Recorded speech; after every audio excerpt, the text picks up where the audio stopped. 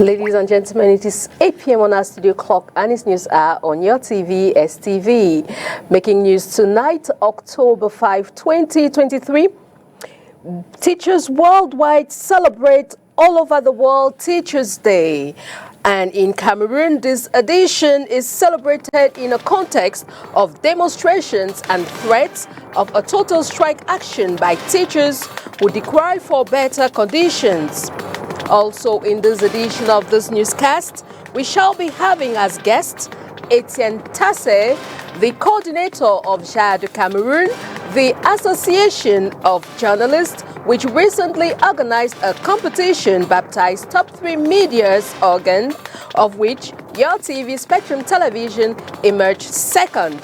This story is in full and much more will be yours right ahead. Always a pleasure being in your company, ladies and gentlemen. It is News Hour on your TV. And we'll kickstart right away, and it's in Molière's language with Makeda Lidinyotom. Bonsoir, Makeda. Bonsoir Christella Sexouere, mesdames, messieurs, bonsoir.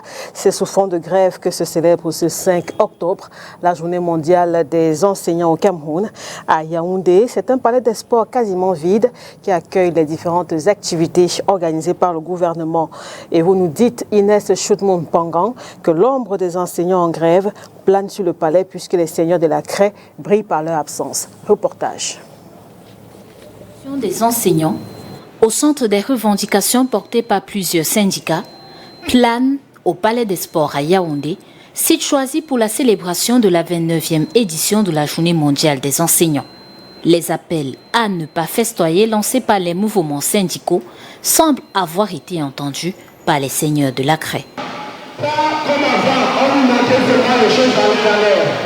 C'est ça la digitalisation. Le gouvernement dit être conscient du mal-être des enseignants et affirme travailler pour améliorer les choses.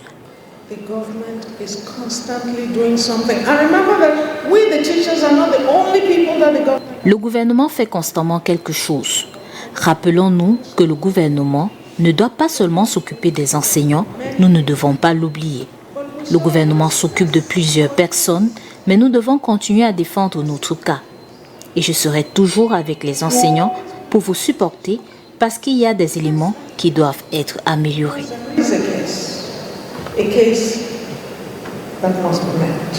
Ce 5 octobre 2023, une vingtaine d'enseignants reçoivent des médailles dans divers ordres nationaux et une autre centaine des palmes académiques. Je suis très content d'être promu au grade d'officier avant la fin de ma carrière. Oh, je vais déjà au-delà de 25 ans. Je vais au-delà de 25 ans d'expérience dans le domaine de l'enseignement. Je suis très ému, d'autant plus que je suis en fin de carrière. Et c'est un métier auquel il faut se lancer par vocation. Parce qu'il faut beaucoup d'amour, il faut beaucoup de patience dans ce métier-là. La célébration, cette année, se fait sur le thème choisi par l'UNESCO, à savoir les enseignants dont nous avons besoin pour l'éducation que nous souhaitons, l'impératif mondial de remédier à la pénurie d'enseignants.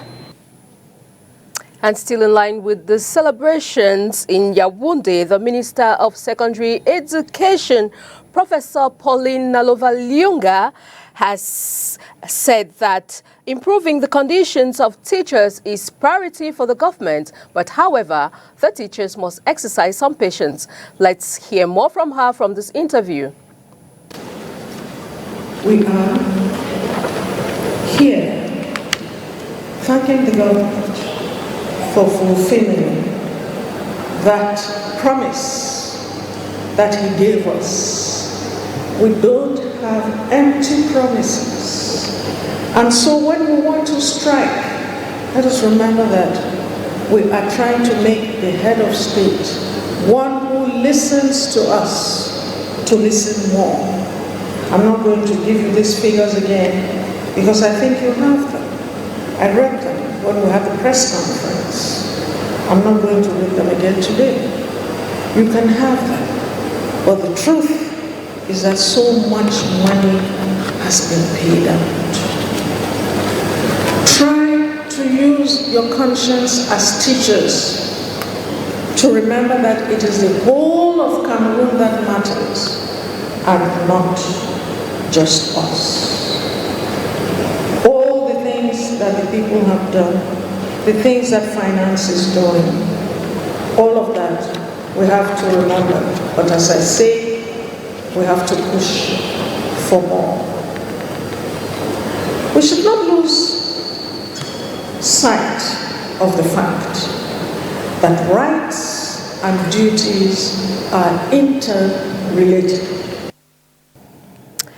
And in Douala, economic capital city of Cameroon, over 1,000 teachers have joined the national and international community in the celebration of this edition of the International Teachers' Day amidst the difficult context in Cameroon. Josephine Binzi and Landry Yosa report. Amidst the particularly difficult context, the 30th edition of the International Teachers' Day was celebrated in the economic capital in colour and style.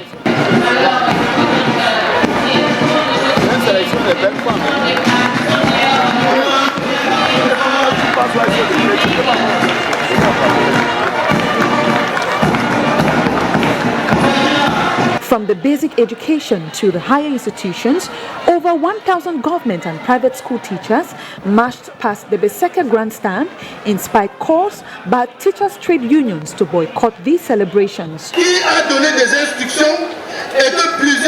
Instructions have been given, so many government's collaborators were not obliged to hurriedly execute the presidential decree. Intimidations will change nothing. The signing of a special revised statutes by teachers, which are one of the president's orders, will be the beginning of a solution to this salary discrimination undefended before all national courts. The efforts of some deserving teachers were, however, recognized as they were decorated by the governor of the Littoral region, Samuel Dieudonné Ivan Hadiboa. The 30th edition of the International Teachers' Day is celebrated under the theme, "The Teachers We Need for Education We Want," the global imperative to reverse the teachers' shortage. This is a rather complex context in Cameroon, whereby teachers have pressed on government to address salaries, advancements, and integration. Célébration de la Journée mondiale des enseignants toujours. Outre le défilé ici à la place de la Beseke à Douala, la commémoration s'est faite de façon assez particulière dans certains établissements de la cité économique. Oriane Donkeng et Julie Paul se sont rendus au collège Alfred Sacker. Voici leur reportage. Ils ont choisi de joindre l'utile à l'agréable, non sans consolider les liens. Ici au collège Alfred Sacker de Douala, c'est sur un stade de football que les enseignants ont prouvé aux anciens élèves qu'ils n'ont pas perdu de leur vigueur malgré le temps. Score de la partie, 4-1. Et après cela, nous avons une table ronde autour du thème international qui mettra les enseignants entre eux afin de pondérer, de réfléchir un peu sur leur statut. Nous avons voulu marquer cette journée comme ceci pour mieux préparer notre participation au défilé, les éditions prochaines par la grâce de Dieu, et aussi pour essayer de nous retrouver entre nous aujourd'hui. Vous savez que c'est notre première année, donc nous voulions nous retrouver entre nous et essayer de réfléchir et de mieux projeter l'année et les années à venir. Des activités à ne pas mettre à l'actif du non-respect du mot d'ordre de boycott lancé par le mouvement OTS, entendez, on a trop supporté. Tous sont solidaires, puisqu'il est question de la dignité de l'enseignant. Et leurs revendications, c'est vrai qu'il y a des revendications qui relèvent du public, mais ce sont des revendications qui valorisent l'enseignant. À cet effet, nous comprenons leurs revendications. Maintenant, nous ne pouvons pas leur donner d'ordre. Ce sont des êtres indépendants et puis ce sont des intellectuels que nous respectons beaucoup, que nous honorons et dont nous savons les conditions difficiles de travail, qui ne sont pas loin des nôtres. Peut-être que nous, comme nous sommes à l'église, c'est un peu plus différent, mais nous comprenons leurs revendications et nous espérons que, par la grâce de Dieu, les autorités qui sont en charge déjà de ce dossier depuis sont en train de tout faire pour que leurs revendications soient considérées et que les cours reprennent normalement. Personne ne veut que la jeunesse soit à côté des apprentissages, mais nous reconnaissons que ce que nos collègues revendiquent, c'est seulement la dignité de l'enseignant, seulement. L'enseignant est enseignant, seulement on a l'impression, malheureusement, que son statut est en train de décrépir. Et puis c'est ce combat que nous sommes en train de mener actuellement, même si ce n'est d'abord pas des idéologies, peut-être les pouvoirs publics prendront le relais. La célébration de la journée de l'enseignant ne doit en aucun cas occulter les objectifs escomptés. Il ne doit pas oublier dans les festivités que notre objectif c'est 100%. Et pour arriver à 100%, il faudrait qu'il soit professionnel. Premièrement, en appliquant toutes les instructions de la circulaire de Madame la ministre, en insistant et en mettant vraiment en valeur les apprentissages, la digitalisation, les leçons digitalisées, et en formant, en suivant toutes les étapes de l'enseignement, les approches par compétences, ensuite en veillant à la sécurité des enfants, c'est-à-dire en veillant à ce que la drogue ne passe pas par les enfants, qu'il n'y ait pas les agressions, qu'il n'y ait pas la violence, qu'il n'y ait pas des exclusions autres, en veillant que la discipline, dans la discipline, qu'il n'y ait pas la violence, qu'il n'y ait pas l'agressivité, que ce soit une discipline qui pondère sur l'échange, sur la compréhension des apprenants, en les gagnant par autre chose que le fouet. Parce que le fouet interdit la violence même, qu'elle soit verbale, elle est interdite, elle est proscrite. Voilà. Les enseignants dont nous avons besoin pour l'éducation que nous souhaitons, l'impératif mondial de remédier à la pénurie d'enseignants, c'est le thème de cette 30e édition de la Journée mondiale de l'enseignant. Away from the teachers' this celebration, we now talk something else in this newscast. From now henceforth, the sales of land in the economic capital will require the authorization of the Douala City Council. Henceforth, the close to 2,000 hectares of land to be sold between Bonaprizo, Ndokoti, Bonanjo and Akwa must bring in the Urban Council to make known their intentions if the owners are trespassing into government land or not. Josephine Binzi and Julie Paul. There is a rising need for hospitals, parks, and infrastructure to satisfy the ever-growing population of Douala. The city mayor has today enlightened the population on the need to work in collaboration with the Urban Council in selling large hectares of lands. Improve or to strengthen the land property of the city. It is important for the city in order to realize some investment. It is important to have land assets. And the fact is that we didn't have any assets in the city of Douala. It is time now to try to buy land. And what we are trying to do here is to say, for now, everybody wants to sell this piece of land above 2,000 square meters. He has first to propose the land assets to the city. And how to go about this is simple, as the landowner or notary must declare sales intention at the council and expect an approval or rejection within 2 months.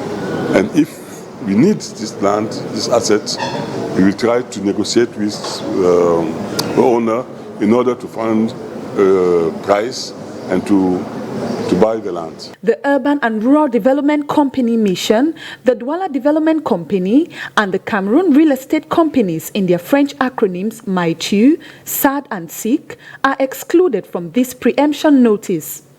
The council, however, highlights that lands below 2,000 hectares are exempted. However, landowners in Dokoti in the Douala 3 subdivision Nous parlons communication à présent dans ce journal. Comme vous le savez, votre télévision Spectrum Télévision STV a récemment reçu le deuxième prix du concours baptisé Top 3 des médias lancé par l'association des journalistes Jade Cameroun. Ce concours vise à encourager les médias qui, malgré les conditions difficiles, continuent de traiter l'information de façon professionnelle. Avant d'en savoir un peu plus avec notre invité dans un instant, nous vous proposons de revenir sur la cérémonie de remise de distinction qui s'est déroulée le 15 septembre 2023 ici à Douala. Au Cameroun, plusieurs facteurs entravent la liberté de la presse. Vous savez, le contexte d'exercice du métier de journalisme est assez difficile maintenant, avec des agressions contre des journalistes, des emprisonnements de journalistes, le harcèlement judiciaire. En début d'année, ça a cumulé même avec les assassinats de journalistes. Face à cette situation, nombreux sont les journalistes qui poursuivent tout de même l'exercice de leurs fonctions. À cet effet, l'association Journalistes en Afrique pour le développement, en abrégé JAD, antenne du Cameroun, veut encourager les médias qui font preuve de professionnalisme. Et cet encouragement passe par l'organisation d'un concours baptisé Top 3 des médias, dont le but est de décerner un prix aux médias qui traitent les informations de manière professionnelle. Alors, dans un contexte si difficile, nous avons pensé qu'il faudrait encourager ceux qui font des efforts pour continuer malgré tout à exercer leur métier avec professionnalisme. Et la meilleure façon d'encourager ceux qui se montrent assez résilients, c'est de lancer un prix pour pouvoir créer de l'émulation entre nous. Donc c'est ça l'objectif principal de ce prix, encourager les journalistes qui font le travail avec davantage de professionnalisme. Pendant 2 mois, les membres du jury de ce concours, parmi lesquels les directeurs de publication, associations de journalistes et autres commissions des droits de l'homme, ont attribué des notes suivant des critères retenus par Jade Cameroun. Il s'agit entre autres du pluralisme d'opinion, la fiabilité des informations diffusées, la dénonciation des violations des droits humains et moins d'autocensure, en passant par l'indépendance du média. À l'issue du dépouillement, le quotidien privé Mutation est classé premier dans la catégorie presse écrite, Le Jour est 2e et Le Messager 3e. Dans la catégorie presse en ligne, la première place revient à camerouninfo.net, 2e camer.be et 3e actucameroun.com. En radio, Balafon occupe la première place, suivi de Radio Equinox 2e et des radios Timenicianto 3e. En télévision, le premier prix revient à Equinox Télévision, Spectrum Télévision STV est 2e et Canal 2 International est classé 3e. Definitely, it's really an opportunity for us to be considered by an organization. C'est une réelle opportunité pour nous d'être considérés par un tel organisme qui, dans le paysage médiatique, nous classe 2e dans la catégorie télévision. Nous avons reçu le prix pour le traitement des informations liées aux droits de l'homme d'après tous les critères sélectionnés. Et le plus important, c'est que ce prix est venu des professionnels eux-mêmes qui nous ont sélectionnés. Je pense que c'est la véritable clé de ce prix.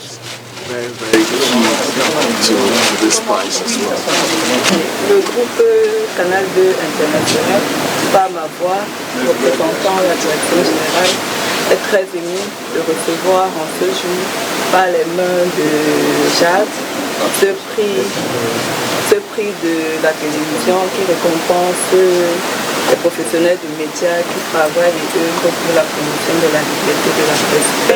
Nous sommes très heureux de recevoir ce prix. C'est une distinction de plus, n'est-ce pas, qui nous invite à plus de professionnalisme, à travailler d'arrache-pied dans le sens de la visualisation de professionnels. Nous n'allons pas dormir sur nos idées parce que c'est un défi de plus qui nous interpelle. Le concours Top 3 des médias est l'une des activités que mène Jade Cameroun dans le cadre du projet baptisé Une presse libre pour promouvoir les droits humains. Outre les trophées, les lauréats ont également reçu des primes lors de la cérémonie de remise de prix qui a eu lieu le 15 septembre 2023 à Douala. Et nous recevons en plateau Étienne Tassé. Vous êtes le coordinateur justement de l'association de journalistes JAD Cameroun. Alors, question simple, pourquoi un tel concours et surtout, qu'est-ce qui vous a amené à retenir un critère particulier et non un autre? Merci pour la pertinence de votre question. En fait, le Top 3 des médias s'inscrit dans un projet assez vaste, un projet de renforcement des médias que nous mettons en œuvre depuis bientôt 3 ans. Et donc le Top 3 des médias n'est qu'une de ces multiples activités. Maintenant, s'agissant de ce Top 3 des médias, pourquoi est-ce que nous l'avons institué? Nous avons pensé que dans un environnement aussi difficile que le nôtre, il était important de reconnaître et valoriser le professionnalisme des médias et des journalistes qui, en dépit de toutes les difficultés, font leur travail en respectant les standards internationaux du métier. Nous pensons qu'en attribuant un prix à un journaliste ou bien à un média, cela va créer de l'émulation dans le secteur et cela va l'encourager davantage à faire son travail avec beaucoup de rigueur dans le couvrement des sources, dans le choix de ces sources, dans la vérification des informations et autres. Maintenant, ce n'est pas la seule raison. Une seconde raison, c'est l'encouragement à l'excellence. Si vous faites votre travail avec professionnalisme et si en plus vous êtes encouragé par un prix, cela va inciter les journalistes à être davantage rigoureux dans le travail pour pouvoir exceller.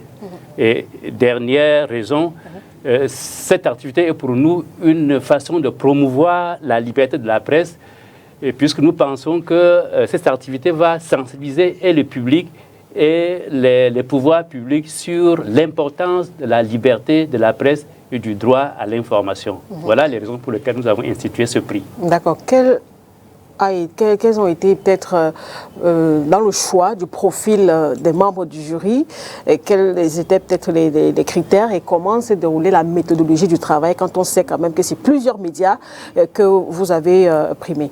Voilà. D'abord, nous avons privilégié la crédibilité du membre du jury.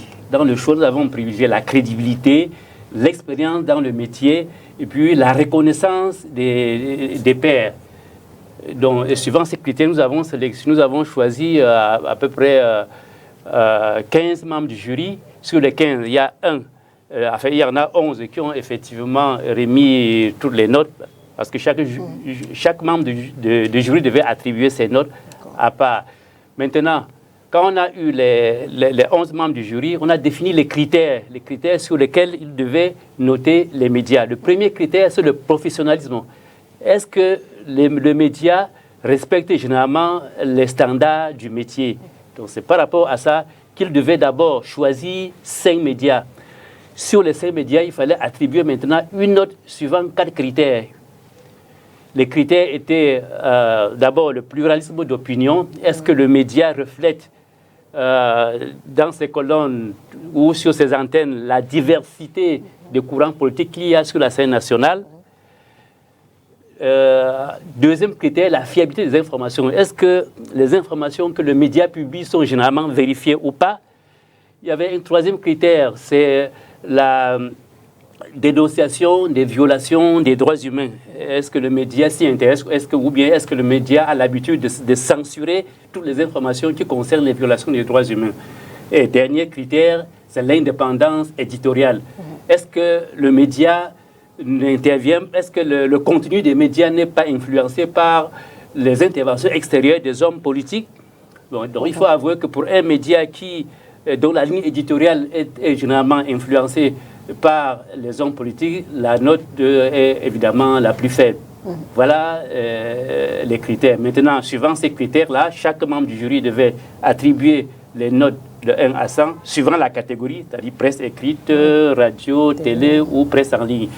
Et après, quand le membre du jury a fini d'attribuer les notes, il nous envoie, nous, à JAD, sa fiche de notation, et le travail que nous faisons, c'est simplement un travail de compilation des résultats. Nous additionnons juste les résultats et nous classons en fonction des notes obtenues. Voilà comment nous avons travaillé.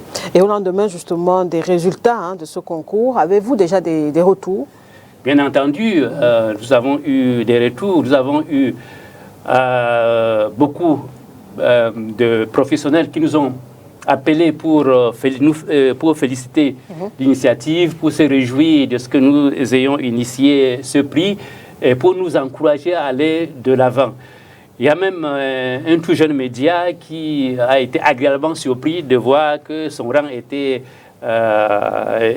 assez appréciable et s'est engagé auprès de nous à continuer à booster ces journalistes pour que le travail s'améliore davantage.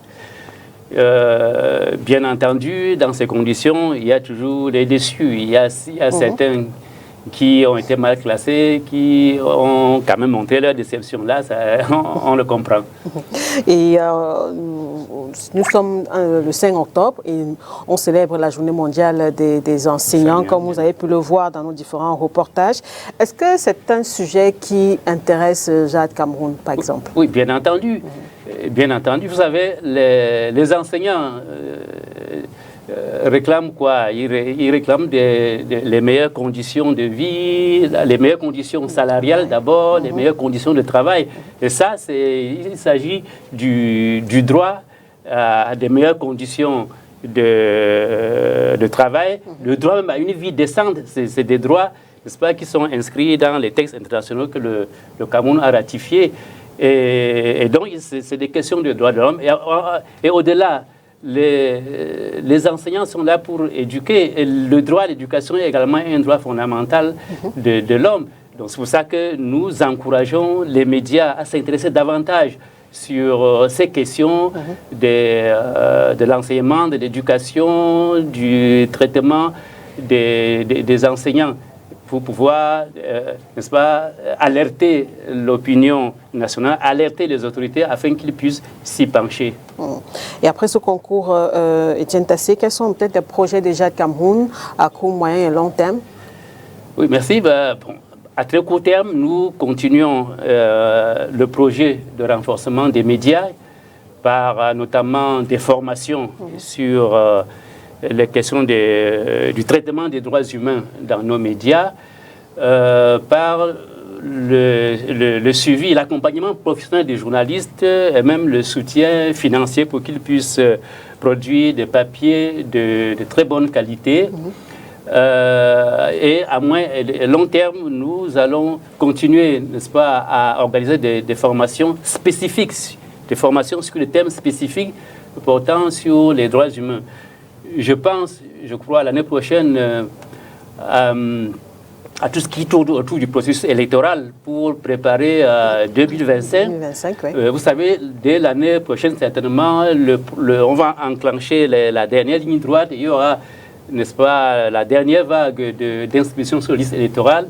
Il faudrait que les journalistes soient outillés pour pouvoir suivre ce processus de bout en bout et assurer, n'est-ce pas, la veille du processus électoral. Voilà à peu près ce que nous envisageons à très court et long terme. Dernière question avant de vous laisser partir. Quel est le regard que vous portez aujourd'hui sur la liberté de la presse au Cameroun, puisqu'on en parle? Oui, il faut avouer, aujourd'hui la liberté de la presse se porte vraiment très très mal. Très très mal, je ne vous apprends rien. Vous savez que cette année, Reporters sans frontières, qui est la référence du classement dans ce secteur, dans le monde, nous classe cette année 138e sur 180, alors que nous étions l'année passée, je crois, nous étions 118e. Donc vous voyez la dégringolade. Et ça, pourquoi? Parce que depuis quelque temps, et surtout cette année plus particulièrement, les journalistes ont subi beaucoup de coups durs, des arrestations, des harcèlements judiciaires et les assassinats. Vous vous souvenez l'assassinat de Martinez Zogo et de l'abbé. Donc, c'est les deux événements qui ont marqué, n'est-ce pas, très négativement la profession et fait que nous accusons un recul notable sur le plan de la liberté de la presse. Nous osons croire que très vite, tout le monde va se ressaisir, les acteurs, les pouvoirs publics, pour que quelque chose soit fait et que nous puissions vraiment faire des progrès pour ne plus être classés parmi les derniers de la classe sur ce domaine. Merci beaucoup, Étienne Tassé, d'être venu. C'est moi qui vous remercie. On rappelle que vous êtes le coordinateur de l'association de journalistes Jade Cameroun. Avant de refermer ce journal, nous vous proposons un round-up sur l'actualité africaine avec VOA. Les troupes françaises déployées au Niger vont amorcer leur retrait du pays dans la semaine, dans un contexte de relations toujours tendues avec le régime militaire issu du coup d'État du 26 juillet. Les militaires déployés sur les bases avancées devraient être les premiers à se désengager. Le dirigeant du principal parti d'opposition en Ouganda, Bobi Wine, a été arrêté jeudi à son retour dans le pays, a annoncé le secrétaire général de son parti. Bobi Wine, de son vrai nom, Robert Kyagulanyi, était le principal rival du président Yoweri Museveni à la présidentielle de 2021. Dans le nord du Nigeria, 5 étudiantes ont été enlevées mercredi par des hommes armés, a annoncé la police.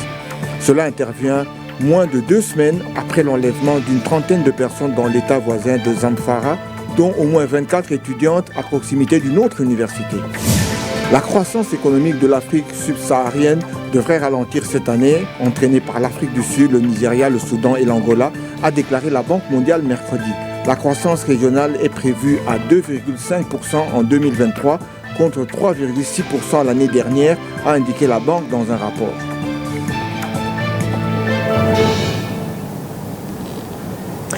Et avant de refermer ce journal, cette note en basketball, l'on est désormais fixé. Joel Embiid a décidé de disputer les prochains Jeux Olympiques Paris 2024 avec l'équipe nationale des États-Unis.